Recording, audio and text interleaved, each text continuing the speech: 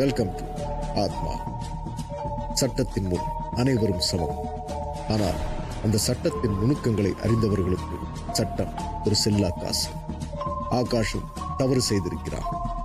அந்த தவறுக்கு துணையாகி போன வினிதாவின் மரணம் எப்படி நிகழ்ந்தது என்ற உண்மை அவனுக்கு மட்டுமே தெரியும். காரணம், ஆனந்தியின் ஆத்மா அவனை மிரட்டி எச்சரித்து சென்றிருக்கிறது. இந்த உயிர் பயம் ஒருபுறம் இருக்க, போலீஸ் அதிகாரியின் வருகை அவனுக்கு கலக்கத்தை ஏற்படுத்தியுள்ளது. இனி நடக்கப் போவது என்ன பார்க்கலாம். இறந்து போன 2 பேருமே இங்க நர்ஸா வேலை பார்த்துருக்காங்க. அவங்களுக்கு இங்க ஏதாவது உடல் ரீதியா மன ரீதியா ஏதாவது துன்புறுத்தல் இருந்திருக்குமோன்னு எங்களுக்கு சந்தேகமா இருக்கு. நான் கேட்கறது உங்களுக்கு புரியும்னு நினைக்கிறேன். இல்லை சார், அந்த மாதிரி இது வரைக்கும் எந்த கம்ப்ளைண்ட்டும் வந்ததில்லை.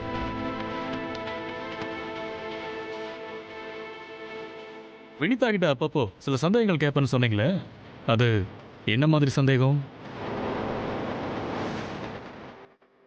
வினிதா டியூட்டியில் இருக்கும்போது கேட்பீங்களா, இல்லை அவங்க வீட்டுக்கே போய் கேட்பீங்களா?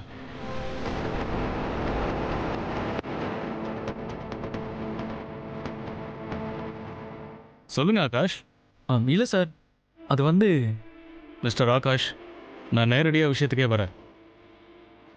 இவ்வளோ நேரம் எல்லாத்துக்கும் எப்படி சரியாக பதில் சொன்னீங்களோ அதே மாதிரி மற்ற கேள்விகளுக்கும் பதில் சொல்லுங்க. வினிதா இருக்கிற வீட்டுக்கு அக்கம் பக்கத்தில் இருக்கிறவங்க எல்லாரையும் விசாரிச்சேன். நீங்கள் கொடுக்குற சம்பளத்தை வச்சு அந்த அளவுக்கு அவங்களால ஆடம்பரமாக வாழ முடியாது. ஸோ நீங்கள் கொடுக்குற சம்பளம் இல்லாமல் அவங்களுக்கு வேற சோர்ஸில் பணம் வந்திருக்கு. அவங்க பேங்க் அக்கௌண்ட்டை செக் பண்ணி பார்த்ததில்ல அதிகப்படியான பணம் உங்க அக்கௌண்ட்ல இருந்து தான் போயிருக்கு. சரி, நீங்க கடனா கொடுத்தீங்களோ இல்ல விருப்பப்பட்டு கொடுத்தீங்களோ இருக்கட்டும், இது நீங்களும் வினிதாவும் ஒரு நாளைக்கு எத்தனை தடவை போன்ல பேசிருக்கீங்கிறதுக்கான டீடைல்ஸ்.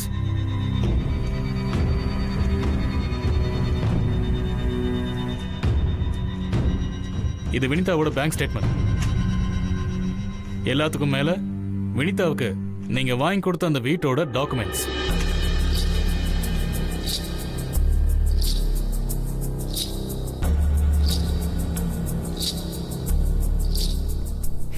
சொல்லுங்க ஆகாஷ், இப்ப எதுக்கும் ஒரு கதை வச்சிருப்பீங்களே, அது என்ன கதை? சார், கதையெல்லாம் ஒன்றும் இல்லை. வினிதாவுக்கும் எனக்கும் ஒரு சின்ன அண்டர்ஸ்டாண்டிங். அதனால அவங்களுக்கு ஒரு வீடு வாங்கி கொடுத்து அப்படியே மெயின்டைன் பண்ணிட்டு இருந்தேன். அவளுக்கு கொஞ்சம் ட்ரிங்க்ஸ் பண்ற பழக்கம் இருக்கு சார். போதையில தான் அவ கீழே விழுந்திருக்கா. நீங்க கண்டிப்பா விசாரிச்சிருப்பீங்க. நான் அந்த டைம்ல வீட்லயே இல்லை. ஆனந்தியும் சரி வினிதாவும் சரி 2 பேர் டெத்லயும் எனக்கு எந்த சம்பந்தமும் இல்லை.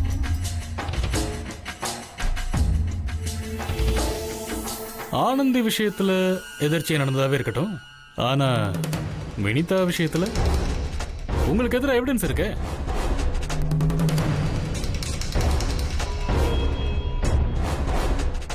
சொல்லுங்க ஆகாஷ், என்ன பண்ணலாம்? உங்களுக்கு தெரியாதது ஒன்றும் இல்லை. வெளியே ஹாஸ்பிட்டல் பேர் கெட்டு போயிடும்.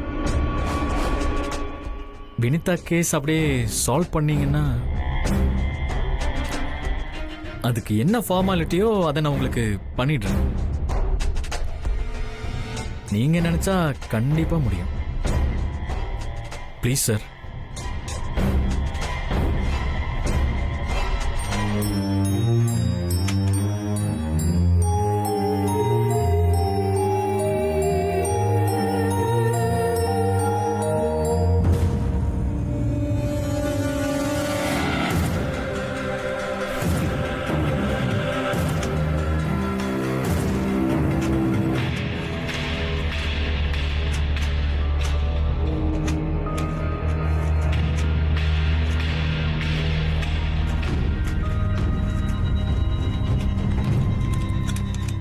போஸ்ட்மார்ட்டம் ரிப்போர்ட் ரெடி பண்ணி கொடுங்க.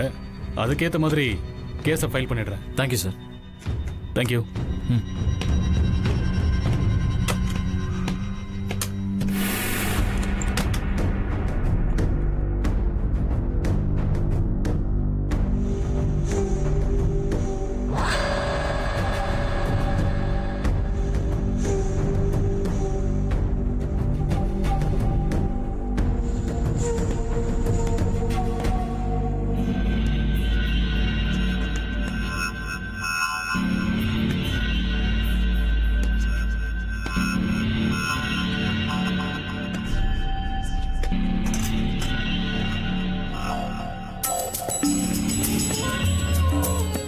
வலிக்காம கட் பண்ணுங்க டாக்டர்.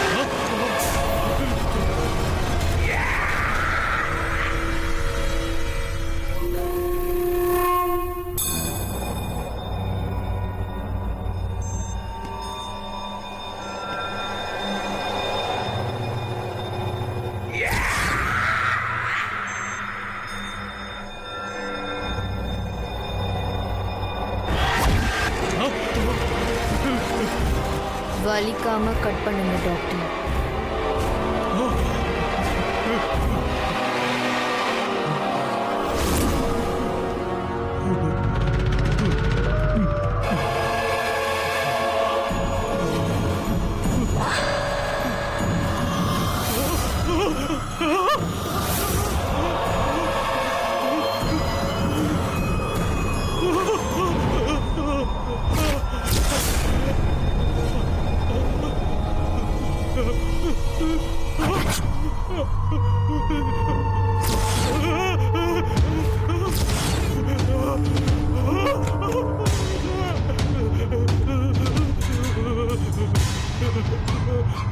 வாடா வா.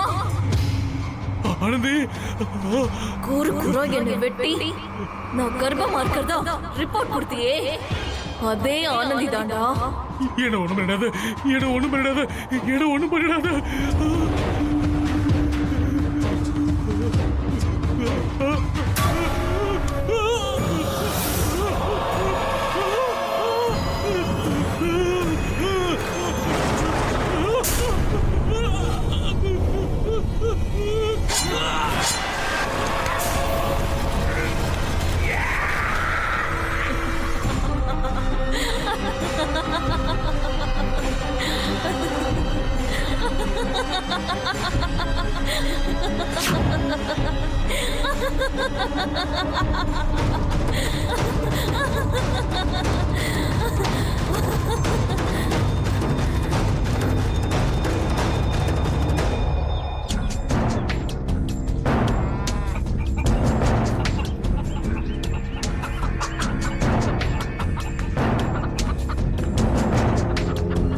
டேய் இந்தா குடி.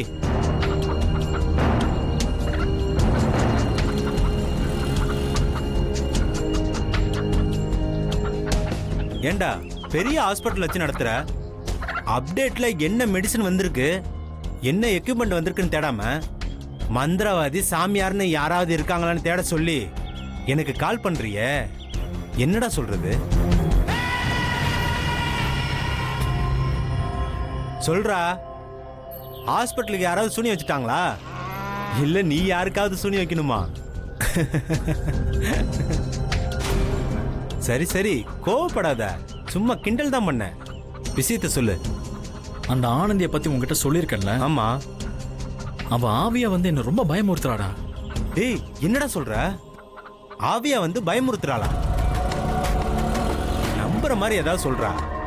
டேய் எனக்கும் இது மேல எல்லாம் நம்பிக்கை இல்லாம தான் இருந்துச்சு, ஆனா இப்ப நம்பிதான் ஆகணும். ஏன்னா நான் வாங்கின அடி அந்த மாதிரி. அடியா? டேய் புரியுற மாதிரி தெளிவா சொல்றா, புதிர் போட்டு பேசாத. புதிர் போட்டு பேசலடா, புண்பட்டு பேசுறேன்.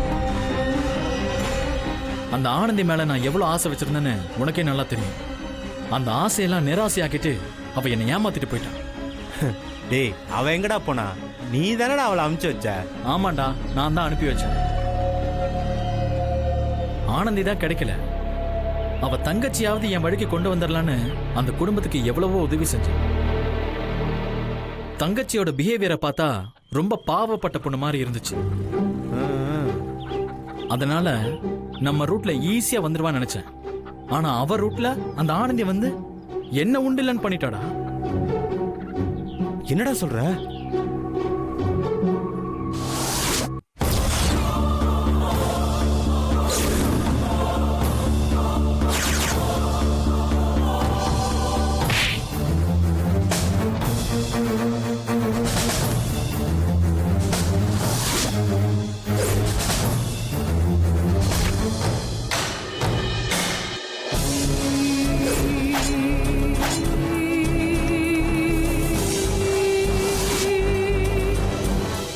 இப்ப புரியுதா நான் ஏன் சாமியாரை தேடுறேன்னு? என்னையும் ஏதாவது செஞ்சிருவாளோன்னு பயமா இருக்குடா. தனியா எங்கேயும் போகவும் முடியல, வீட்டுக்குள்ளேயும் இருக்க முடியல. யாரோ என்ன ஃபாலோ பண்ற மாதிரி இருக்குடா. அந்த ஆவியை எப்படியாவது அடக்கணும், அப்பதான் என்னால நிம்மதியா இருக்க முடியும். அதுக்காக தாண்டா சாமியார் கேட்கிறேன். இருக்காருடா, ஆனா அவர் நம்மளை தேடி வர மாட்டாரு, நாம தான் அவரை தேடி போகணும். பரவாயில்லடா, போலாம். எங்க இருக்காருன்னு சொல்லு, போயிடலாம். நீ நினைக்கிற மாதிரிலாம் போன்ல அப்பாயின்மெண்ட் வாங்கிட்டு போற மாதிரி நவீன சாமியார் இல்ல, நாகரிகம் தெரியாத சாமியார். கிராமத்துல ஊருக்கு ஒதுக்குப்புறமா இருக்கிற ஒரு கோயில் இருக்காரு, ரொம்ப சக்தி வாய்ந்தவர். யாரையும் அவ்வளவு சீக்கிரம் சந்திக்க மாட்டாரு. ஆனா மனசு வச்சு மந்திரம் சொல்ல ஆரம்பிச்சாருன்னா எப்பேற்பட்ட ஆவியா இருந்தாலும் அவர் இருக்கிற இடத்துக்கே வர வைப்பாரு. அப்படிப்பட்ட ஒருத்தர் தாண்டா நமக்கு வேணும். உடனே அவரை பார்க்கணும். என்னை முதல்ல அங்க கூட்டிட்டு போ. வா வா.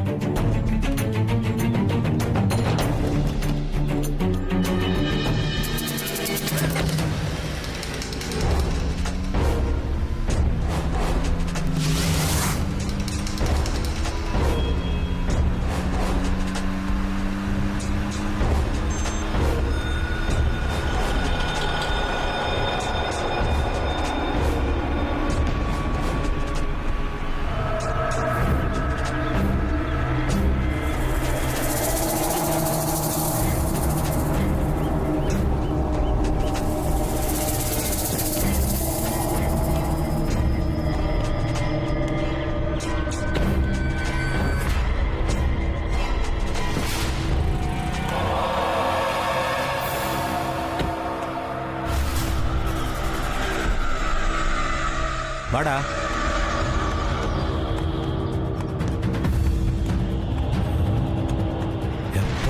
ஏண்டா, நீ கொடுத்த பில்டப்புக்கும் இந்த அட்மாஸ்பியருக்கும் சம்பந்தமே இல்லையாடா?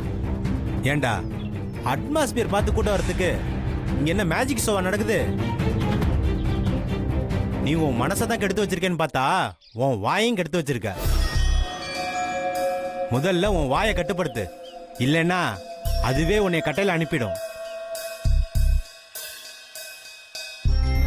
நான் ஒன்னு சொல்றேன், நல்லா ஞாபகத்தில் வச்சுக்கோ. உனக்கும் அந்த இறந்து போன பொண்ணுக்கும் என்ன சம்பந்தம்? அவ ஏன் உன்னை பயமுடுத்துறான்னு சாமியார் கேட்பாரு. நீ பாட்டுக்கு உண்மையை சொல்லி உளறி வைக்காத, அப்புறம் நமக்கு ஹெல்ப் பண்ண மாட்டாரு. நம்ப வைத்து கழுத்தறுத்தார் போல் துரோகத்தால் உயிரிழந்த ஆனந்தி இவர்களை சும்மா விடுவாளா என்ன?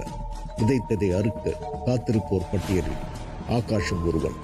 இவனின் நேரம் குறிக்கப்பட்டு விட்டது. காலனுக்கு தூதனுப்பி விட்டாள் ஆனந்தி. ஆகாஷின் தவறுகளில் பெருந்தவறு ஆனந்தியின் கொலை.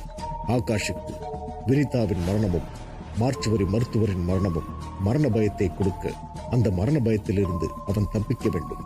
தன் நண்பன் ஒருவன் கூறிய தகவல் மூலம் ஆத்ம சக்தியை அம்மன் சக்தியால் வென்றுவிட முடியுமா? தந்திரத்தால் ஜெயிக்காதது மந்திரத்தால் ஜெயிக்குமா? பார்க்கலாம். டேய், உனக்கும் அந்த பொண்ணு சாவுக்கும் சம்பந்தம் இல்லாத மாதிரியே பேசு, சரியா? ஏன்னா அவருக்குன்னு சில ரூல்ஸ் வச்சிருக்கிறாரு. அதெல்லாம் இருந்தாதான் நமக்கு ஹெல்ப் பண்ணுவாரு, இல்லைன்னா பண்ண மாட்டாரு. புரியுதா? அந்த சாமியாரோட ஒவ்வொரு வார்த்தைக்கும் ஆவிங்க அப்படியே கட்டுப்படும். நேர்ல பார்த்து நானே ஆடி போயிருக்கேன். நீங்க அப்பப்ப சொல்லுவீங்களே இட்ஸ் மெடிக்கல் மிராக்கல்னு, அப்படி ஒரு மிராக்கலை தான் நான் நேர்ல பார்த்தேன். நீயும் அதை பார்க்க தானே போற? வா போலாம்.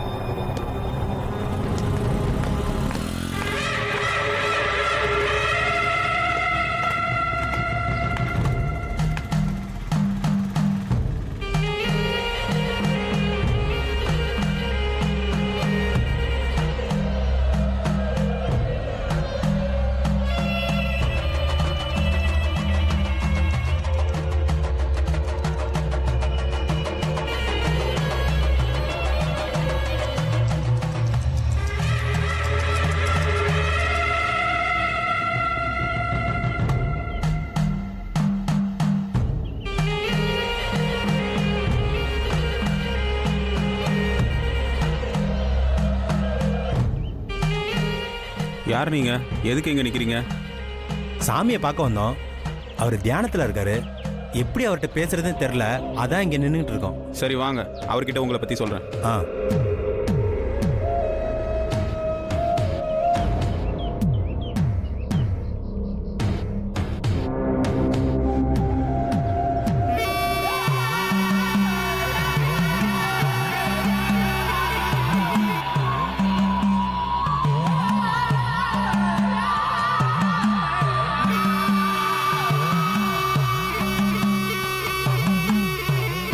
சாமி,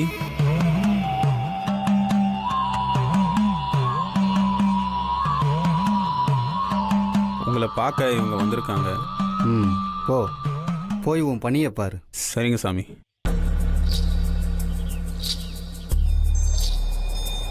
என்ன விஷயம்?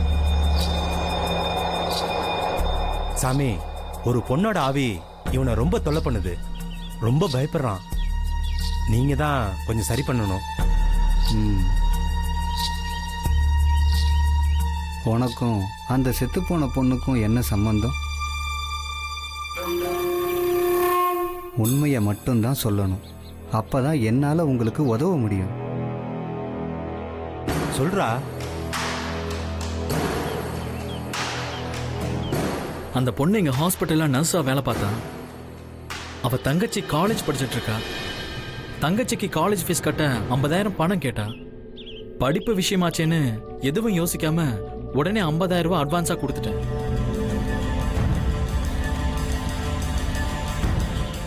ஆனா அந்த பணத்தை அவ பாதுகாப்பா வச்சுக்காம எங்கேயோ தொலைச்சிட்டா.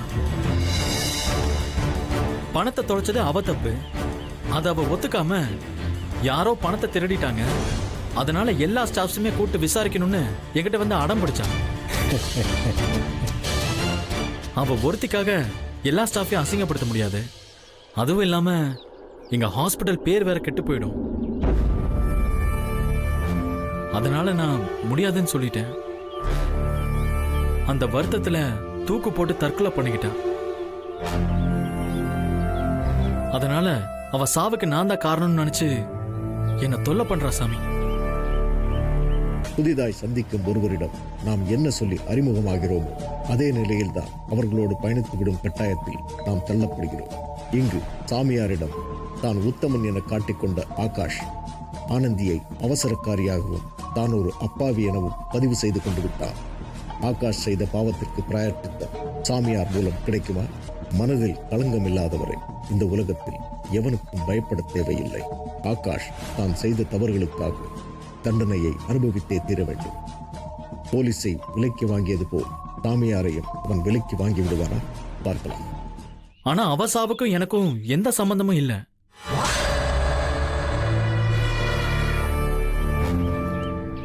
அந்த ஆத்மா தான் தங்கச்சிக்கு நல்லது பண்ண முடியாம போனதுக்கு நீங்க தான் காரணம்னு நினைச்சுக்கிட்டு இருக்கு.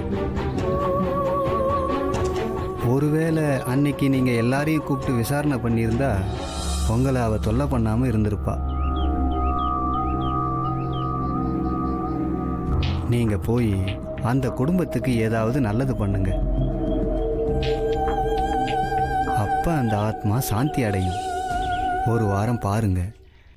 மறுபடியும் அந்த ஆவி உங்களை தொந்தரவு பண்ற மாதிரி இருந்தா திரும்பவும் இங்க வாங்க. என்ன பண்ணலாம்னு யோசிக்கிறேன். சாமி, இப்பவே ஏதாவது செய்ய முடியாதா சாமி? ம், தேவையில்லை. நான் சொன்னதை நீங்க செய்யுங்க. அந்த ஆத்மா தானா சாந்தி அடையும். இப்ப நீங்க போகலாம். சரிங்க சாமி. ஏய் வாடா போலாம். ஆ.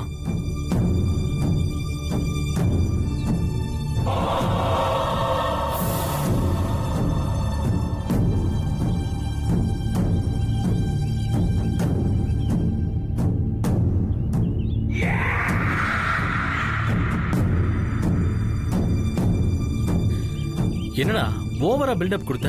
கடைசியில எதுவும் பண்ணாம அந்த குடும்பத்துக்கு ஏதாவது நல்லது பண்ணன்னு சொல்லிட்டாரு. அவர் சொன்னா ஏதாவது ஒரு காரணம் இருக்கும். அதை செஞ்சுதான் பாரு.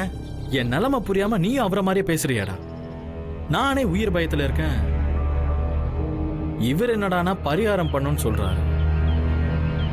நம்ம வேற சாமியாரை பாப்போமா? அதெல்லாம் ஒண்ணு வேணாம். முதல்ல நீ அந்த பொண்ணு வீட்டுக்கு போய் என்னால என்ன செய்ய முடியுமோ அதை நான் செய்றேன், தயங்காம என்கிட்ட கேளுங்கன்னு 4 வாரத்தை ஆறுதலா பேசிட்டு வா. அப்புறம் என்ன நடக்குதுன்னு பாப்போம். என்னடா யோசிக்கிற?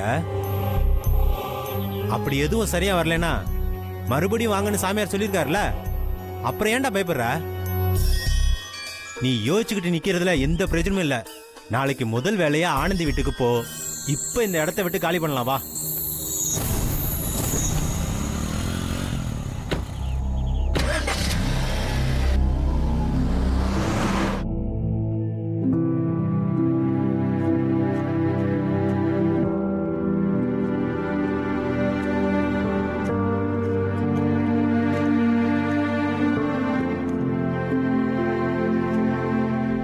மாமா காஃபி.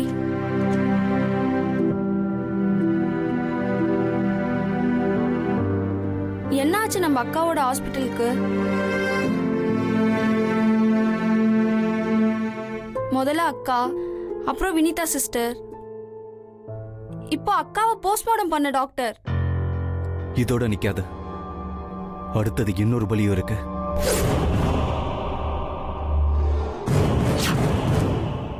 என்ன மாமா சொல்றீங்க? செத்து போன 3 பேருக்கும் ஏதோ தொடர்பு இருக்கிற மாதிரி இல்ல? உங்களுக்கு ஒரு உண்மையை சொல்லட்டுமா? ஆனந்தி தற்கொலை பண்ணிக்கல, அவளை தூக்குல தொங்க விட்டாங்க. சாமியார் சொன்னது போல் ஆனந்திக்கு ஆகாஷ் செய்த பாவத்தின் சம்பளமாக ஆனந்தி நேசித்த குடும்பத்திற்கு உதவி செய்து விட்டார். ஆனந்தியிடமிருந்து வரப்போகும் ஆபத்திலிருந்து தப்பிவிடலாம் அல்லவா? ஆகாஷ் மரண பயத்திலிருந்து தப்பிக்க ஒரே ஒரு வழிதான் உண்டு. அது என்னவென்று பொறுத்திருந்து நாளை பார்க்கலாம். இது